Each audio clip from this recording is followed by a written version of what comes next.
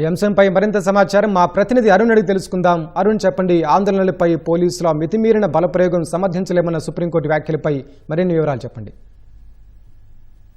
Supreme court ప్రధాన న్యాయమూర్తి CJI నేతృత్వంలోని త్రిసభ్య ధర్మాసనం ఈ రోజు ఆందోళనకారులపై ప్రధానంగా ఈ నెల 20వ తేదీన నీట్ పరీక్షకు సంబంధించి మార్చ్ 2 పార్లమెంట్ నిర్వహించినటువంటి సిజేపీ కార్యకర్తల ఆందోళన విధ్వంసంగా మారటము, ఆ సందర్భంలోనే విద్యార్థుల పైన ఉద్యమకారుల పైన ఢిల్లీ పోలీసులు, ర్యాపిడ్ యాక్షన్ ఫోర్స్ కు సంబంధించినటువంటి దళాలు లాఠీ చార్జీ, బాష్పవాయు గోళాలు ప్రయోగించడంతో పాటుగా పెల్లెట్ గన్స్ కూడా ఉపయోగించారు. ఆ నేపథ్యంలో దానిపైన విచారణ చేపట్టాలని గత వారం ఒక లేఖను ప్రధాన న్యాయమూర్తి జస్టిస్ సూర్యకాంత్ కు కొంతమంది న్యాయవాదులు రాశారు. ఆ నేపథ్యంలోనే తమ ముందు ఒక పిటిషన్ దాఖలైతే తాము విచారణకు సిద్ధమని, లెటర్ల పైన తాము స్పందించలేమని చెప్పి సూర్యకాంత్ స్పష్టం చేశారు.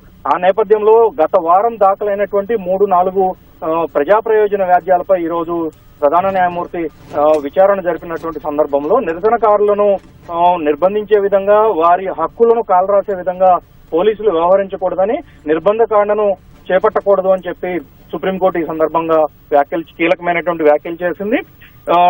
సంయమనం పాటించాల్సినటువంటి సమయంలో కూడా పోలీసులు రెచ్చగొట్టే విధంగా వ్యవహరించినటువంటి అనేక అంశాలను తాము ఈ సందర్భంగా సమర్థించలేమని, రాజ్యాంగ పరంగా స్వేచ్ఛ ఉంటుంది, నిరసన తెలిపే హక్కు ఉంటుంది, అలాంటి వాటిని హరించేటువంటి విషయాల్లో తాము ఎలాంటి సమర్థనీయమైనటువంటి చర్యలు తీసుకోలేము అని చెప్పి సుప్రీంకోర్టు ఈ సందర్భంగా వ్యాఖ్యానించింది.